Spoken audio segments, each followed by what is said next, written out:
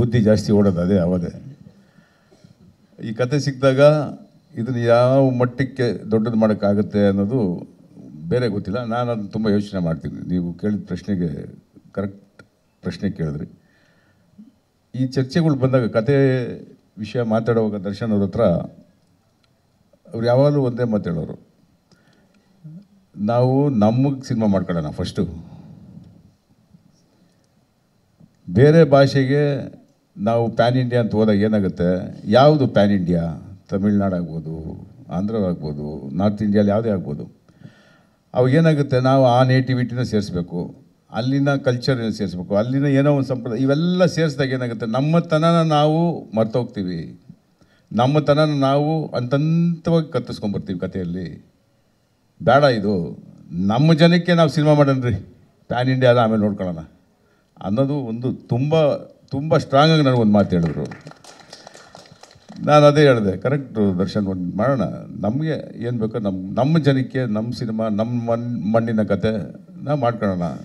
ಇಟ್ಟಾಯಿತು ಅಂದರೆ ಬೇರೆಯವ್ರಿಗೆ ಅದೇನಕ್ಕೆ ಇಟ್ಟಾಯಿತು ನೋಡಬೇಕು ಅನ್ನೋ ಒಂದು ಕ್ಯೂರಿಯಾಸಿಟಿ ಇದ್ದೇ ಇರುತ್ತೆ. ಆಮೇಲೆ ಡಬ್ ಮಾಡ್ಕೊಳ್ಳೋಣ ಬಿಡು ಅಂತ ನಾವು ಮಾತಾಡ್ಕೊಂಡ್ವಿ.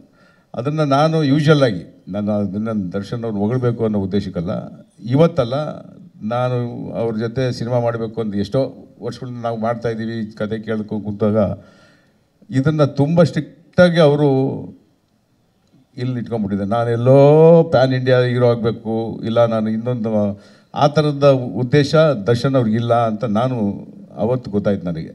ಸೊ ನಾವು ಕೂತ್ಕೊಂಡು ತರುಣ್ ಮಾತಾಡೋವಾಗ ನಾವು ಕೂತ್ಕೊಂಡು ಈ ಕತೆ ಕರೆಕ್ಟ್ ನಮ್ಮ ಇಲ್ಲಿಗೆ ಮಾಡ್ಕೊಳ್ಳೋಣ ಸಾಕು ನಾವು ಅಂತ ಮಾಡಿದ್ದೆ ಅಷ್ಟೇ. ದರ್ಶನ್ ಸರ್, ಇಲ್ಲಿ ಸ್ಟ್ರೈಟು ಸರ್, ಇಲ್ಲಿ ಸರ್. Okay sir.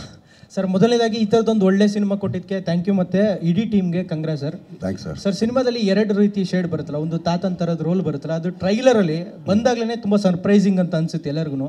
ಇಡೀ ಸಿನಿಮಾ ಕ್ಯಾರಿ ಆಗಿದ್ದು ತುಂಬ ಜನಕ್ಕೆ ಇಷ್ಟ ಆಯ್ತು. ಅದು ಎಲ್ಲೋ ಸುಮ್ಮನೆ ತಂದಿಲ್ಲ, ಇಡೀ ಸಿನಿಮಾ ಇದೆ ರೋಲು ಅಂತ. ನಿಮಗೆ ಸರ್ ಮೇಕಪ್ ಮಾಡಿ ಕನ್ನಡಿ ಮುಂದೆ ನಿಂತಾಗ ಆ ರೋಲ್ ನೋಡಿದಾಗ ನಿಮ್ಗೆ ಫಸ್ಟ್ ರಿಯಾಕ್ಷನ್ ಹೆಂಗಿತ್ತು ಅಂತ, ಈ ಥರದೊಂದು ಲುಕ್ಕಲ್ಲಿ ನೋಡಿದಾಗ ಸರ್ ನಿಮ್ಮ ರಿಯಾಕ್ಷನ್? ಸರ್, ಇಲ್ಲ, ನಾನು ಆ್ಯಕ್ಚುಲಿ ಅವಾಗ ಕನ್ನಡಿ ಮುಂದೆ ಕೂರೋಲ್ಲ. ಯಾವಾಗ ಮೇಕಪ್ ಟೆಸ್ಟ್ ಮಾಡ್ತೀವಲ್ಲ, ನಾನು ಆ್ಯಕ್ಚುಲಿ ಕನ್ನಡಿ ಆ ಕಡೆ ಕೂತ್ಕೊಂಡಿರ್ತೀನಿ. ಮೊದಲು ನಮ್ಮ ಕ್ಯಾಮ್ರಾಮನ್ನು, ಡೈರೆಕ್ಟ್ರು ಇವ್ರುಗಳು ನಿಂತ್ಕೊಂಡು ಇದು ಓಕೆ ಅಂದಮೇಲೆ ಆಮೇಲೆ ನಾನು ತಿರುಗಿ ನೋಡ್ತೀನಿ, ಓಕೆನಾ ಇದು ಅವ್ರಿಗೆ ಅಂತ. ಯಾಕಂದರೆ ಅವ್ರು ಜೀವಿಸ್ತಾರೆ ಅದರಲ್ಲಿ, ನಾನಲ್ಲ. ಯಾಕಂದ್ರೆ ಅವ್ರೇನೋ ಒಂದು ತಲೆಯಲ್ಲಿ ಸ್ಕೆಚ್ ಹಾಕಿರ್ತಾರೆ ಗೊತ್ತಾ, ಆ ಸ್ಕೆಚ್ಚಿಗೆ ನಾನು ಮೋಲ್ಡ್ ಆಗ್ತೀರಾ ಫಸ್ಟು ಅಂತಂದ್ಬಿಟ್ಟು ಅವ್ರ ಮುಖದಲ್ಲಿ ನಾನು ನೋಡ್ತಾ ಇರ್ತೀನಿ. ಅವ್ರು ಯಾವಾಗ ಓಕೆ ಅಂತಂದರು ಆಮೇಲೆ ನಾನು ತಿರುಗ್ತೀನಿ, ಓಕೆ ಇದಕ್ಕೆ ಇವ್ರಿಗೆ ಓಕೆನಾ ಅಂತಂದ್ಬಿಟ್ಟು. ಸೊ ಆ ಥರದ್ದೊಂದು. ಆಮೇಲೆ ಸರ್, ಅವಾಗಲೇ ನೀವು ಒಂದು ಪ್ರಶ್ನೆ ಕೇಳಿದ್ರಿ ಸರ್ ಕ್ಯಾಮ್ರಾಮ್ಯಾನ್ಗೆ. ಸರ್, ನಿಮ್ಮದು ಸರ್ ಈಗ ಅವ್ರು ಆ್ಯಕ್ಚುಲಿ ಹೇಳಲಿಲ್ಲ ಅದನ್ನು. ಒಂದು ಕ್ಯಾಮ್ರಾಮ್ಯಾನು, ಡೈರೆಕ್ಟ್ರು ಒಂದು ಟೀಮಲ್ಲಿ ಕೆಲಸ ಮಾಡ್ತಾರೆ ಅಂದಾಗ ನಾನು ಅದಕ್ಕೆ ಸುಧನ್ ಜೊತೆ ಕೆಲಸ ಮಾಡಿ ಈಗ ನಾನು ಬೇರೆ ಕ್ಯಾಮ್ರಾಮ್ಯಾನ್ಗಳು ಅಡ್ಜಸ್ಟ್ ಆಗೋಲ್ಲ. ಯಾಕಂದರೆ ನಾನು ಸುಮಾರು ಜನ 55 ಸಿನಿಮಾ ಆಯಿತು ಅಂದ್ಕೊಳ್ರಿ. ಕ್ಯಾಮ್ರಾಮ್ಯಾನ್ ನಾಳೆ ಶೂಟಿಂಗ್ ಅಂದಾಗ ಇವತ್ತು ಇಡಮ್ಮ ಇಲ್ಲಿ ಕ್ಯಾಮ್ರಾ, ಓಕೆನಮ್ಮ ಲೈಟ್, ಅದೆಲ್ಲ ಆ್ಯಕ್ಚುಲಿ ಕೆಲಸ. ಇಲ್ಲೊಬ್ಬ ನಾಯಕ ನಟ ಏನು ಕಾಸ್ಟ್ಯೂಮ್ ಹಾಕ್ತಾನೆ, ಅವ್ನ ಪಕ್ಕದಲ್ಲಿ ಒಂದು ನಾಯಕ ನಟಿ ಏನು ಹಾಕ್ತಾಳೆ, ಹಿಂದ್ಗಡೆ ಯಾವುದೋ ಒಂದು ಕ್ಯಾರೆಕ್ಟರ್ ನಿಂತ ಅದೇನು ಬಟ್ಟೆ ಹಾಕುತ್ತೆ. ಯಾಕಂದರೆ ನನ್ನ ಲೈಟಿಂಗ್ ಸ್ಕೀಮ್ ಹಿಂಗಿದೆ. ಈಗ ನೋಡಿರಿ, ಇಷ್ಟು ಬ್ರೈಟ್ ಕೊಟ್ಟಿದ್ರಲ್ಲ, ಇಲ್ಲೆಷ್ಟು ಜನ ಹೊಳಿತಾ ಇರ್ಬೋದು ನಾವು. ಯಾಕಂದರೆ ಕೆಲವು ಡೆಲ್ ಇದ್ದೀವಿ, ಕೆಲವು ಬ್ರೈಟ್ ಇರ್ತಾರೆ. ನೋಡ್ರಿ, ಅದೊಂದು ಕಲರ್ ಇದೆ ಅಲ್ವಾ. ಇದೇ ಒಬ್ಬ ಕ್ಯಾಮ್ರಾಮ್ಯಾನ್ ಆಗಿದ್ದರೆ ಇಷ್ಟು ಬೇಡ, ಇದಕ್ಕೊಂದು ಕಲರ್ ಮ್ಯಾಚ್ ಮಾಡೋಣ ಅಂತಿದ್ರು. ಅದನ್ನೇ ಆ್ಯಕ್ಚುಲಿ ಏನಕ್ಕೆ ಇದನ್ನು ಹೇಳ್ತಾ ಇದ್ದೀನಿ ಅಂದರೆ, ಕ್ಲೈಮ್ಯಾಕ್ಸಲ್ಲಿ ಆ್ಯಕ್ಚುಲಿ ಆ ಕೋಣ ಹಿಡ್ಕೊಂಬರ್ಬೇಕಾರೆ ನಾನೇ ರೆಡ್ ಪಂಚೆ ಬೇಡ ನನಗೆ ಅಂತಂದೆ. ಇಲ್ಲ ಹಂಗಲ್ಲ, ನಾನು ಈ ಥರ ಟೋನ್ ಯೂಸ್ ಮಾಡ್ತಾಯಿದ್ದೀನಿ, ನಂಗೆ ಈ ಥರದೊಂದು ಗ್ರೇ ಬೇಕು, ಗ್ರೇನ್ ಇದು ಈ ಸಿಂಬಲ್ಗೆ ಬರುತ್ತೆ, ರೆಡ್ ಆ್ಯಕ್ಚುಲಿ ಅದೊಂದು ವೈಲೆನ್ಸ್ ತೋರಿಸುತ್ತೆ. ಸೊ ಅದು ಆ್ಯಕ್ಚುಲಿ ಒಬ್ಬ ಕ್ಯಾಮ್ರಾಮ್ಯಾನ್ ಕೆಲಸ, ಅದು ಸ್ಕೆಚ್ ಹಾಕೋದು ಅಂತ. So that's a thing. ಅದಾದಮೇಲೆ ಸರ್ ನಿಮ್ಮದು ಸರ್ ಬಂದೆ ಅಲ್ಲ ಸರ್, ನಿಮ್ಮದು ಅದೇ ಪ್ಯಾನ್ ಇಂಡಿಯಾ ಕೇಳಿದ್ರಲ್ಲ ಸರ್. ಈಗ ಪ್ಯಾನ್ ಇಂಡಿಯಾ ಅಂತ ಹೇಳಿದ್ರಲ್ಲ ಸರ್, ಈಗ ಓಕೆ, ನಮ್ಮ ಕರ್ನಾಟಕದೊಂದು ಕಾಸ್ಟ್ಯೂಮ್ ಇದೆ ರೈತರದ್ದು, ಮುಂಡಾಸ್ ಕಟ್ತೇವೆ, ಇಲ್ಲ ಇನ್ನೊಂದು ಲುಂಗಿ ಏನೋ ಕಟ್ಕೊಳ್ತೀವಿ. ಇದೇ ಪ್ಯಾನ್ ಇಂಡಿಯಾ ಅಂತ ಹೋದಾಗ ಈಗ ತಮಿಳ್ನಾಡಲ್ಲಿ ಬರೀ ಲುಂಗಿ ಹಾಕ್ತಾರೆ, ಮೇಲ್ಗಡೆ ಬಟ್ಟೆ ಇರೋಲ್ಲ. ಕೇರಳದಲ್ಲಿ ಇನ್ನೊಂದು ಥರ ಇದೆ, ಪಂಜಾಬಲ್ಲಿ ಆ್ಯಕ್ಚುಲಿ ಅವ್ರು ಬಿಟ್ಕೊಡ್ತಾರೆ. ಸೊ ನೀವು ಯಾರನ್ನ ಅಂತ ನೋಡ್ತೀರಾ, ಎಲ್ಲಿ ಕನೆಕ್ಟ್ ಆಗ್ತೀರಾ ಅಲ್ವಾ ಸರ್? ಬಟ್ ಒಂದು ಸರ್, ಇಲ್ಲಿ ಭೂ ಸುಧಾರಣೆ ಮತ್ತು ಜಾತೀಯತೆ ಬಗ್ಗೆ ನೀವು ಕ್ಲೈಮ್ಯಾಕ್ಸ್ ಡೈಲಾಗ್ ಹೊಡೋದಲ್ಲ, ಅದು ಇಡೀ ಇಂಡಿಯಾಕ್ಕೂ ಸರ್ ಇದೆ ಸರ್, ಇಲ್ಲ ಅಂತಲ್ಲ ನಾನು ಹೇಳ್ತಾ ಇರೋದು.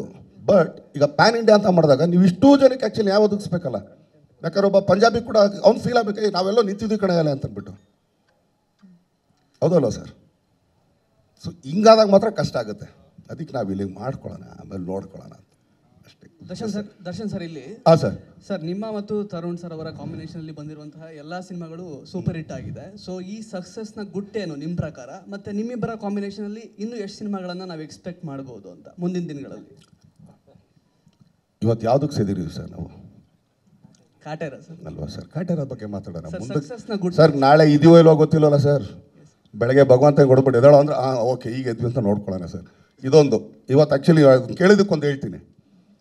ನಾವು ಸುಮಾರು ಜನಗಳ ಜೊತೆ ಆ್ಯಕ್ಚುಲಿ ನಂದು ಯಾವುದು ಲೈಕ್ ಎಲ್ಲೋ ಒಬ್ಬರು ಮೋಸ್ಟ್ಲಿ ಒಂದೊಂದು ಸಿನಿಮಾಗೆ ಹೋಗಿರ್ಬೋದು. ಈಗ ಪಿ ಎನ್ ಸತ್ಯ ಅವ್ರ ಜೊತೆ ತೊಗೊಂಡ್ರೆ 4-5 ಸಿನಿಮಾ ಮಾಡಿದ್ದೀನಿ. ಓಂ ಪ್ರಕಾಶ್ ಅವ್ರ ಜೊತೆ ತೊಗೊಂಡ್ರೆ 4-5 ಸಿನಿಮಾ ಮಾಡಿದ್ದೀನಿ. ಆಮೇಲೆ ಯಾರು ಎಮ್ ಡಿ ಶ್ರೀಧರ್ ಆಗ್ಬೋದು, ವಾಸು ಅವ್ರು ಆಗ್ಬೋದು. ಇವತ್ತು ಆ್ಯಕ್ಚುಲಿ ಒಬ್ರು ಯಾರೋ ಬಂದಿದ್ರು, ಅವ್ರು ಎಷ್ಟು ಚೆನ್ನಾಗಿ ಹೇಳಿದ್ರಂದರೆ ಇಲ್ಲ ಬಿಡೋಣ ಆ್ಯಕ್ಚುಲಿ ತರುಣ್ಗೂ ನಿನಗೂ ಇದಿಲ್ಲ ಅಂತ. ಯಾಕಂದರೆ ತರುಣ್ಗೆ ನನಗೆ ಯಾವ ಥರ ಬಟ್ಟೆ ಹೊಲಿಬೇಕು ಅಂತ ಗೊತ್ತು. ಯಾವ ಕಡೆ ಉದ್ದ ಹೊಲಿಬೇಕು, ಯಾವ ಕಡೆ ಸಣ್ಣ ಹೊಲಿಬೇಕು, ಎಲ್ಲಿ ಆ್ಯಕ್ಚುಲಿ ನಂದು ಅಗಲ ಇದೆ, ಸಣ್ಣ ಇದೆ, ಈ ಟೈಲರ್ ಮೇಡ್ ಅಂತ ಹೇಳ್ತಾರಲ್ಲ, ಸೊ ಅದನ್ನು ಚೆನ್ನಾಗಿ ತಿಳ್ಕೊಳೋನು ಅವನು ಅಂತಂದ್ಬಿಟ್ಟು.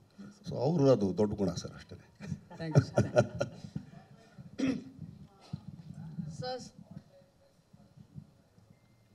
100%, no doubt. It is ಅಂದರೆ ಅದರಲ್ಲೂ ಈ ಕರೋನಾ ಇವೆಲ್ಲ ಈ ಪ್ರಾಬ್ಲಮ್ ಇವೆಲ್ಲ ಎಷ್ಟು ಜನ ನಾವೆಲ್ಲರೂ ಸೇರಿ ನಾವೆಲ್ಲ ಸೇರಿ ಎಷ್ಟು ಪ್ರಾಬ್ಲಮ್ಗಳನ್ನ ಫೇಸ್ ಮಾಡ್ಕೊಂಡು ಬರ್ತಾಯಿದ್ವಿ. ಅದಕ್ಕೆ ಒಂದು ತೆರೆ ಹಾಕಿ ಎಲ್ಲರ ಮುಖದಲ್ಲೂ ನಗು, ಮತ್ತು ಇಡೀ ಚಿತ್ರರಂಗ ಎಷ್ಟೋ ಎಕ್ಸಿಬಿಟರ್ಸ್ ಆಗ್ಬೋದು, ಡಿಸ್ಟ್ರಿಬ್ಯೂಟರ್ಸ್ ಆಗ್ಬೋದು, ಎಷ್ಟು ಖುಷಿಯಾಗಿರ್ತಾರೆ ಇವತ್ತು ಅಂದರೆ, ಅಯ್ಯೋ ಥಿಯೇಟ್ರ್ಗಳು ಮುಚ್ಚಿಬಿಡೋಕೆ ಅಂದ್ಕೊಂಡಿದ್ವಿ, ಕಾಟೇರ ಚಿತ್ರ ಬಂತು, ನಮಗೊಂದು ಒಂದು ಏನೋ ಒಂದು ಎನ್ಕರೇಜಿಂಗ್ ಆಯಿತು, ಇಲ್ಲ ಮುಚ್ಚಬಾರ್ದು ನಾವು ಅಂತ. ಅಂದರೆ BNC ಸೆಂಟರ್ಸ್ ನಾನು ಹೇಳೋದು. ಸೊ ಈ ಥರ ಸುಮಾರು ಎಕ್ಸಿಬಿಟರ್ಸ್ ನನ್ನ ಹತ್ರ ಬಂದು ಕೇಳ್ಕೊಂಡ್ರು. ಆಮೇಲೆ ಸರ್ ಮುಚ್ಚಿದ್ದೀವಿ ಥಿಯೇಟ್ರ್ಗಳು, ಸರ್ ನೀವು ಪಿಕ್ಚರ್ ಕೊಟ್ಟರೆ ಹಾಕ್ಕೋತೀವಿ, ಇದರಿಂದ ಶುರು ಮಾಡ್ತೀವಿ ಅಂತ.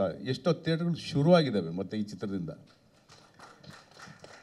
ಸೊ ಅಂಥ ಈ ಒಂದು ಚಿತ್ರದ ಇದು ನೀವು ಹೇಳ್ದಾಗೆ ಸೂಪರ್ ಅಲ್ಲ, ಇದಕ್ಕೆ ನಾನು ಏನು ಇಡಬೇಕು ಹೆಸರು ಗೊತ್ತಿಲ್ಲ.